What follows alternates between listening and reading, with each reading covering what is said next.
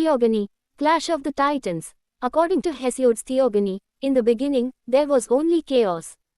Dense darkness covered everything until the earth was born out of chaos and the mountains, the sea, and then the sky, Uranus, with the sun, the moon and the stars. Then Uranus and earth came together and gave birth to the Titans. But Uranus was afraid that one of his children would take his throne.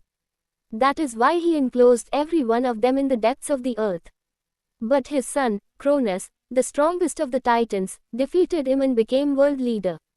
He married Rhea, who gave birth to 2 gods and 3 goddesses, Hades, Poseidon, Hera, Hestia and Demeter. But Cronus inherited the fear of his father and believed that one of his offspring would later take his throne. So, when they were born, he swallowed them.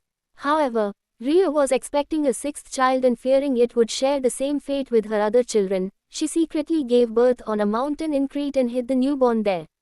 She named the child Zeus. She also tricked Cronus into thinking he swallowed this child too, by giving him a stone wrapped in swaddling clothes, which Cronus swallowed thinking it was his newborn. The nymphs took care of Zeus and fed the baby with the milk of a goat. When he grew up, Zeus found his father and tricked him into drinking a mixture of wine and mustard, which caused him to disgorge the contents of his stomach. Zeus' older brothers and sisters came out of Cronus fully grown. This is how the great Titanomachy began, the war between the Titans and the gods, with Zeus as their leader.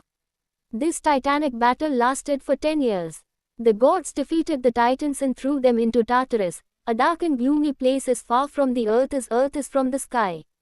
Then the gods fought with the giants for the dominance of the world. The Gigantomachy lasted a long time as well. But the gods were again victorious.